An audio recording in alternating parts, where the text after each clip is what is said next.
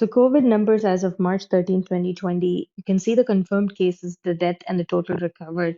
The death from this infection is very less compared to people who are carriers or who are possibly have mildly ill compared to people who have recovered. But this is worldwide and it's on Johns Hopkins website. It's been updated regularly. As you can see, you can go to this website and you can see as of right now upon recording, you can see an interactive map of oops, where all the infection has spread, how bad it is, how many people they have broken down according to how many people are infected in different parts of the world. Um, Malaysia, Qatar, Australia, these places haven't caught up to how much infection there is in China. Then you can see the death with the breakdown of location. So 3,085 deaths, 91 deaths in France, in Korea, Spain. You can see it, 5 deaths in California, um, 4 deaths in Greece, and how many people have recovered. You can even see that much.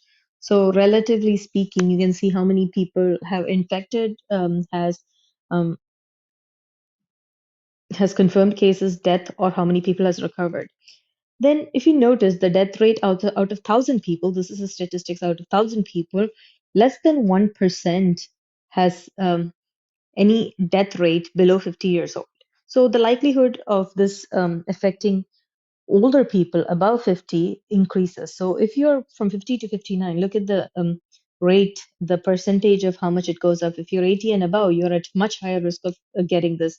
That's why most of the places that you see this first, or people who are infected first, are elderly people, or it's a nursing home disease.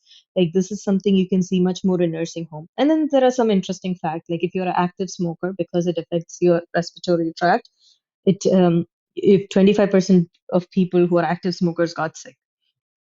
Kids, even if we close down schools, and they're most likely to get infected. They put their hands in the playground and they go and touch everything, their face, your face. They go and touch the dog and they put it on everyone. So the likelihood of them having infection, even though is high, it's much less with this infection with coronavirus.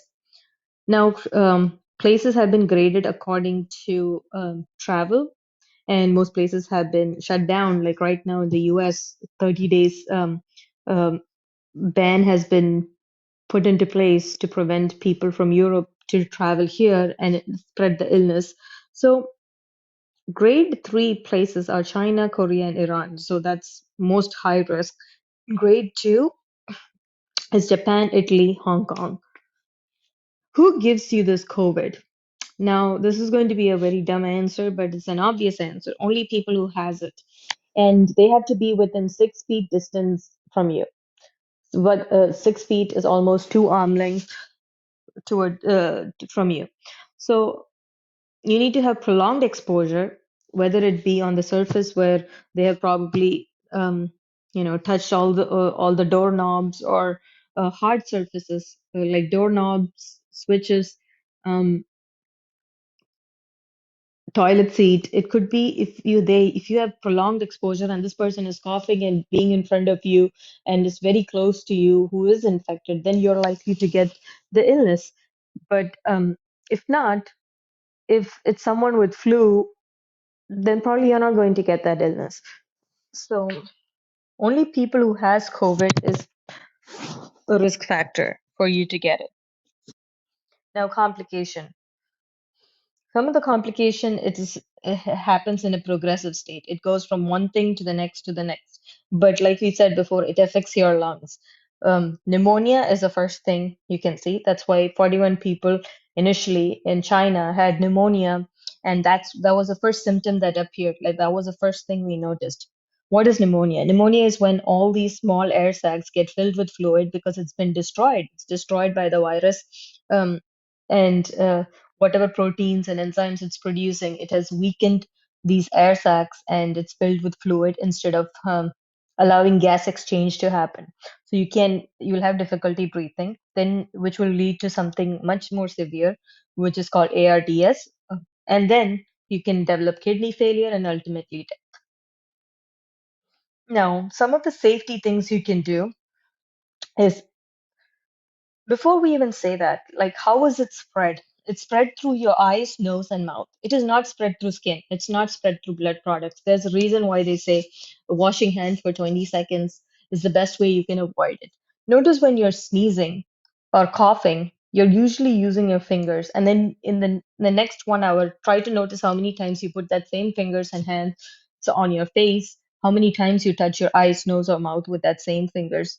Um, or if you have shaken hands with someone and how many times you have put that on your face. So the easiest way for it to transmit is through your eyes, nose, and mouth. That's why it doesn't matter if someone is just briefly touching you or there is blood products which are infected. It doesn't cause infection that way. The best way to avoid it is to wash hands for 20 seconds. Um, sneeze, uh, sneeze travel around 25 feet. So if you're sneezing, the best way to sneeze is on your elbow, not into your fingers. And it's shown in this figure here. And in surfaces, soft surfaces does not seem to transmit this illness as much as hard surfaces. So like switches, doorknobs, um, toilet seats, all of those things are most likely to have it stay for longer if it's not cleaned. And the best thing you can use is soap and water to clean it. You don't need hand sanitizer. You don't need sanitizer um, in order to uh, clean the hard surfaces. So make sure you clean the light switches, doorknobs, faucets. Um, Soft surfaces aren't that bad. Like, so if there's a cushioned pillow, it's not as bad as something with hard metal surface. You don't need to get your bleach out and start cleaning everything. Just regular soap and water is just fine.